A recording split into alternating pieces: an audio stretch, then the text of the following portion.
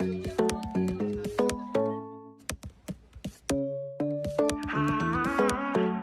abdomen se divide en cuadrantes y regiones para describir con mayor facilidad la localización de los órganos abdominales y pélvicos. El primer método que divide la cavidad abdominopélvica es en cuadrantes. Este método consiste en trazar una línea medio sagital, que es la línea mediana, y una línea transversal, que es la línea transumbilical, a través del ombligo. Los nombres de los cuadrantes abdominopélvicos son el cuadrante superior derecho, el cuadrante superior izquierdo, el cuadrante inferior derecho y el cuadrante inferior izquierdo. El segundo método consiste en trazar dos líneas horizontales y dos verticales, alineadas como en un numeral, solo que sin las inclinaciones. Estas dividen a la cavidad en 9 regiones. La línea horizontal superior, que es la línea subcostal, se traza inmediatamente por debajo de la parilla costal, a través de la porción inferior del estómago. La línea horizontal inferior es la línea transtubercular, que se traza justo por debajo de la parte superior de los huesos de la cadera. Las líneas verticales, las líneas medioclaviculares derecha e izquierda, se trazan a través del punto medio de cada clavícula, inmediatamente mediales a los pezones. Las 9 regiones que dividen la cavidad son el hipocondrio derecho, donde se encuentra el lóbulo derecho del hígado, la vesícula biliar, el polo superior del riñón derecho, la glándula suprarrenal derecha y el ángulo hepático del colon. El epigastrio, donde se encuentra el lóbulo izquierdo del hígado, el plexo solar, el duodeno y la porción pilórica del estómago. El hipocondrio izquierdo, donde se encuentra el vaso, la cola del páncreas, el polo superior del riñón izquierdo, la glándula suprarrenal izquierda, el estómago, el esófago abdominal y el ángulo esplénico del colon. En el flanco derecho se encuentra la región del colon ascendente, el uréter derecho, la parte del duodeno y el yeyuno.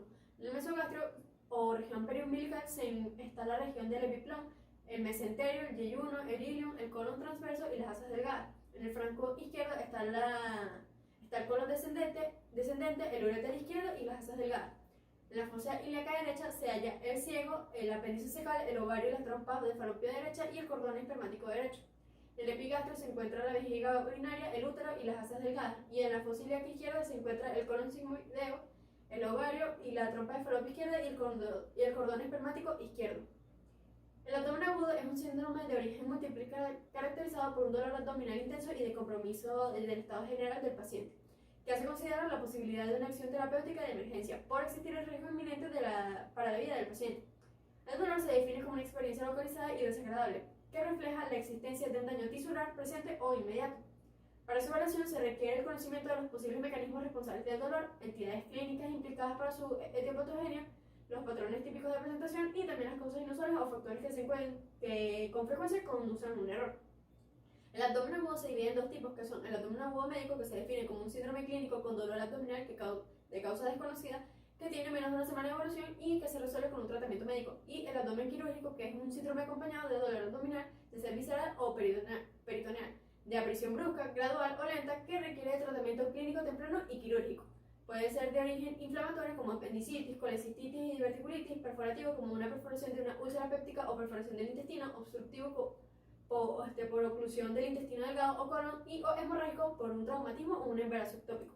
Entre las causas intraabdominales de abdomen agudo se encuentran en el estómago y el duodeno, una úlcera péptica penetrante, el vólvulo gástrico, en el intestino delgado la gastroenteritis, apendicitis, enfermedad inflamatoria intestinal, obstrucción, perforación, isquemia intestinal y diverticulitis de Meckel. En el intestino grueso está la colitis infecciosa, la enfermedad inflamatoria intestinal, la megacolon, la diverticulitis, la perforación y la oclusión. En el hígado está la hepatitis aguda, el síndrome de Buchiari, la trombosis portal, infarto hepático, absceso hepático y rotura o necrosis de un tumor hepático. En las vías biliares está la colangitis, la colecistitis y la pancreatitis. En el vaso está la rotura del vaso y el infarto esplénico. En el aparato genital femenino se encuentra la rotura o torsión de un quiste ovárico, la salpingitis aguda, el embarazo ectópico, una rotura uterina, endometritis y amenaza de aborto. En los problemas urológicos está el cólico nefrítico, la pielonefritis, la perinefritis, el absceso perirenal, la torsión de un testículo, la retención urinaria y la prostatitis. En el retroperitoneo se encuentra la ruptura o disección de un aneurisma abdominal y hemorragia. En la pared abdominal, hematomas de los músculos rectos y en el peritoneo, fiebre mediterránea familiar y peritonitis bacteriana primaria o espontánea. Entre las causas extraabdominales se encuentran en las torácicas el infarto agudo de miocardio, pericarditis, miocarditis, endocarditis, neumonía basal, neumotórax, infarto pulmonar y rotura del estómago. En las insuficiencia suprarrenal, hiperparotiditismo, uremia, cetoacidosis diabética, porfiria aguda e intermitente e hiperpoliproteinemia. En las tóxicas se encuentra intoxicación por plomo, picadura y deprivación de opiáceos. En las hematológicas se encuentra la crisis hemolítica, la leucemia aguda y la hemocromatosis. En las neurológicas se encuentra el herpes zóster, la tabes dorsal, la causalgia y la epilepsia abdominal. En las vertebrales el dolor radicular, ilio secundario a fractura vertebral.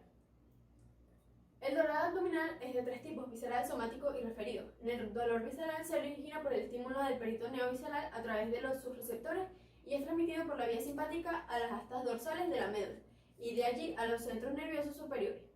Se produce por estiramiento o contracción de una víscera hueca, por distensión de la cápsula de un órgano macizo, por isquemia o por inflamación. Es sordo, mal localizado y puede ser percibido en el abdomen a distancia de la víscera afectada. Esto indica una patología intraabdominal, pero no es necesariamente quirúrgica. El dolor somático es originado por el estímulo del peritoneo parietal a raíz del mesenterio y la pared abdominal, y las fibras somáticas de los nervios espinales lo transportan hacia la médula. Se localiza en el sitio de la lesión, es intenso, de aparición brusca y se agudiza con los movimientos. Se asocia con hallazgos físicos de peritonitis y suele requerir una intervención quirúrgica. El dolor referido se origina en estructuras viscerales y musculares, es conducido por axones propioceptivos y termina en el asta dorsal. Allí también converge los estímulos conducidos por los axones somáticos aferentes de la piel. El cerebro, como no discrimina cuál axón ingresa al estímulo, proyecta la sensación a la piel. Ejemplo de esto es el dolor en el ángulo superior de la escápula derecha en un cuadro de colecistitis aguda o un dolor interescapular en un proceso de pancreatitis. Los puntos sobre los que se debe sustentar el diagnóstico son una historia clínica concienzuda, un examen físico minucioso, una interpretación juiciosa de exámenes de laboratorio y algunas pruebas complementarias básicas o avanzadas.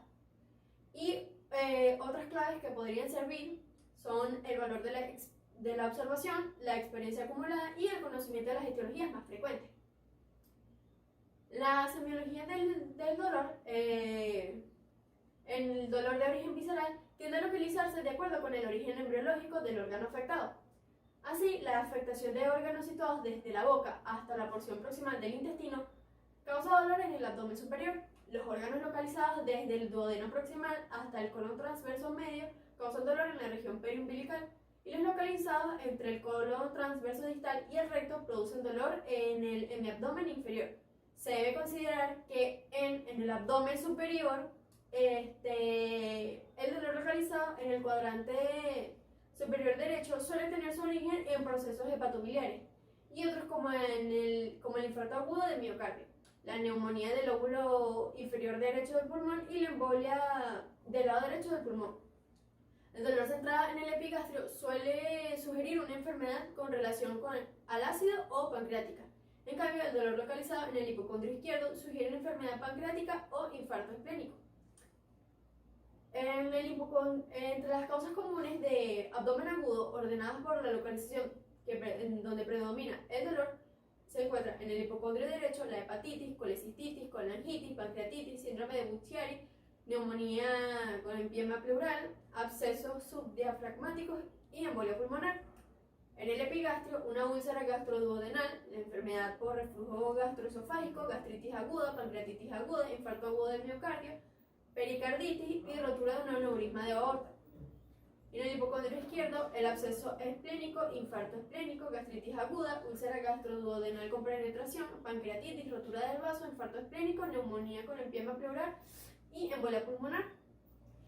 En el abdomen inferior, los procesos que con mayor frecuencia causan dolor son la apendicitis aguda, la enfermedad diverticular del colon, los cálculos renoureterales y la enfermedad pélvica inflamatoria, entre otras causas ginecológicas como el embarazo ectópico.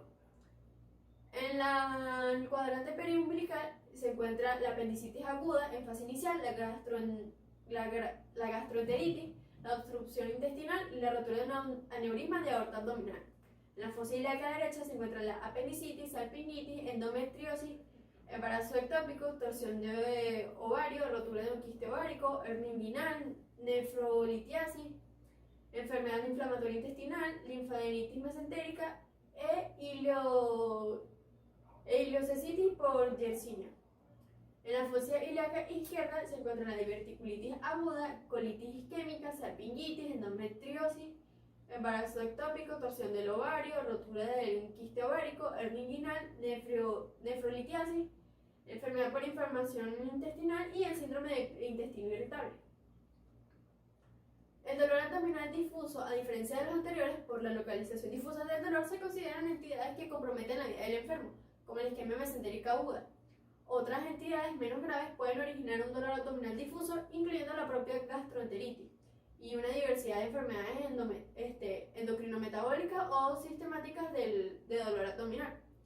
Entre de origen difuso está la isquemia mesentérica aguda, obstrucción intestinal, la peritonitis difusa aguda, gastroenteritis aguda, síndrome de intestino irritable, enfermedades sistémicas y endocrinometabólicas como la cetoacidosis diabética, enfermedad de Addison, fiebre mediterránea familiar, edema angioneurótico y porfiria aguda intermitente. Por irritación, si el dolor es irradiado, si es por irradiación, si el dolor es irradiado al hipocondrio derecho y zona subescapular, es típico de un cólico biliar o colecistitis. El dolor de cinturón suele aparecer en individuos con bajo umbral frente al dolor, marcada por una distensión gástrica o intestinal o pancreatitis. El dolor irradiado a la espalda es característico de los procesos biliopancreáticos, úlcera péptica con signos de penetración o perforación, patología renoureteral o vertebral, procesos ginecológicos y de aneurisma de aorta abdominal. La irradiación a la ingle es más que todo por un aneurisma en la aorta disecante y por un cólico nefrítico. Depende de la forma del comienzo, si un dolor es de comienzo súbito, sugiere perforación de una víscera hueca, oclusión, la oclusión vascular mesentérica o torsión de un quiste ovárico. El cólico nefrítico y la pancreatitis aguda también pueden originar un cuadro de dolor de comienzo brusco o que adquiere una intensidad extrema en pocos minutos. La intensidad del dolor suele relacionarse con la gravedad del cuadro, particularmente cuando el comienzo es agudo. Las causas más frecuentes de dolor abdominal de intensidad extrema son el cólico biliar o renal, la peritonitis, la pancreatitis aguda y el aneurisma de aorta abdominal. Algunas patologías que pueden causar un dolor de intensidad desproporcionada se relacionan con la isquemia mesentérica aguda, el aneurisma de aorta abdominal, el cólico renal y la porfiria. Los síntomas asociados del abdomen agudo son las náuseas o vómitos, anorexia, alteraciones del ritmo intestinal, características de las heces, hematemesis y o melenas, rectorragia, emisión de heces y gases, leucorrea, netrorragia, alteraciones menstruales, pérdida de peso, fiebre, ictericia, dolor abdominal, entre otros. En el examen físico debe comenzarse con una evaluación de estado general, la actitud del enfermo, ya sea agitado o inmóvil, el registro del pulso, la tensión arterial, la frecuencia respiratoria y la temperatura, así como la fiebre, la coloración de la piel y el estado de la hidratación. Algunas condiciones como la oclusión intestinal, el infarto mesentérico y el ilio asociado a la peritonitis suelen asociarse a un secuestro importante de líquidos en el tercer espacio que pueden influir en la condición hemodinámica. Se inspecciona el abdomen para identificar la presencia de hernias, cicatrices quirúrgicas, a menudo implicadas en la patogénesis de oclusión mecánica del intestino. La auscultación se realiza para determinar la frecuencia de ruidos intestinales que reflejan el peristaltismo. Este es normal y normalmente oscila entre 2 a 12 por minuto. La presencia de silencio abdominal durante más de 2 minutos sugiere un cuadro de peritonitis difusa aguda. En cambio, la existencia de ruidos hiperactivos de elevada tonalidad, el peristaltismo de lucha, da a sospechar la presencia de una obstrucción intestinal en su fase más precoz. La identificación de soplos vasculares y de ruidos de fricción sugieren la presencia de un aneurisma de aorta o de un infarto esplénico respectivamente. La palpación del abdomen se realiza comenzando desde el punto más alejado de la zona del problema con el fin de no provocar una contractura abdominal que dificulte la palpación de las otras áreas. La aparición del dolor tras una percusión suave sobre el área del problema hasta algunas maniobras simples como la tos o la caída de los talones sobre el suelo proporcionan una información suficiente y poco traumática. La palpación de una masa pulsátil siempre debe sugerir la presencia de un aneurisma de aorta. En personas mayores de 50 años debe realizarse siempre una búsqueda intencional de este signo. La maniobra de flexionar las piernas sobre el abdomen con el paciente en decúbito supino facilita esta maniobra al relajar la pared abdominal. El signo de Rossby consiste en provocar el dolor en la fosa ilíaca derecha del paciente cuando se ejerce presión sobre el lado opuesto, que vendría siendo la fosa ilíaca izquierda. En la maniobra de psoas se coloca la mano en la fosa ilíaca y se le ordena al paciente que flexione el muslo oponiéndose a dicha flexión con la otra mano. Se considera positivo si se produce un dolor intenso en la zona. Si es positivo, puede presentarse apendicitis retrocecal, abscesos del psoas y algunas pancreatitis. Se produce por irritación del músculo del psoas y procesos retroperitoneales. El signo del obturador se flexiona el muslo del enfermo y se le realiza la rotación interna o externa, produciéndose un dolor intenso. Es positivo en la apendicitis pélvica y abscesos intrapélvicos.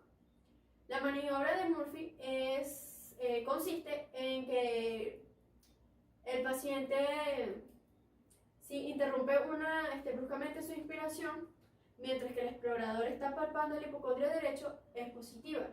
Esta maniobra debería sugerir el diagnóstico de la colecistitis aguda, aunque su sensibilidad puede estar muy disminuida en los ancianos.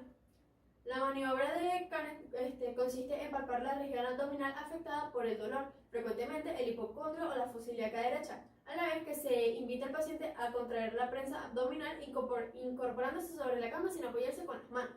Cuando el dolor tiene un origen parietal, se incrementa notablemente de intensidad con una exactitud diagnóstica del 95%. En el examen del recto se explora la próstata y vesículas seminales, el útero, se buscan masas rectales, ocupación del fondo del saco de Douglas y exacerbación del dolor a la presión. Es importante observar al retirar el guante las características de las heces y si existe sangre, moco o pus en las mismas. En la exploración ginecológica se examina el útero y anejos, masas de desencadenamiento del dolor a la palpación del cuello, entre otras cosas. Los exámenes auxiliares tienen un valioso apoyo al diagnóstico y entre ellos se encuentra el hemograma, hemoglobina y hematocrito, que son básicos porque si hay un aumento leucocitario con un aumento de abastonados, indica la desviación izquierda, orientando hacia un proceso infeccioso. Si la hemoglobina y hematocrito están por debajo de sus valores normales y si en la anamnesis hay historia de traumatismo abdominal en el paciente, hay un cuadro de hemorragia intraabdominal. El examen de orina es utilizado para descartar la infección del tracto urinario, sobre todo en mujeres por ser más propensa a ella. El dosaje de amilasa y lipasa se debe realizar rápidamente y si los resultados arrojan niveles altos, hay pancreatitis. En la radiografía simple de abdomen se requieren 3 incidencias. La placa del abdomen frontal de pie, que permite ver eventualmente niveles hidroaéreos, la placa del abdomen frontal en decúbito dorsal, que permite ver el aire hacia arriba y el líquido en las zonas declives, y la placa del abdomen en decúbito prono, donde el aire se desplaza hacia las zonas laterales y a la ampolla rectal. La ecografía y la tomografía permiten el diagnóstico de una gran variedad de patologías, y el lado peritoneal con suero fisiológico se realiza en caso de un trauma abdominal cerrado.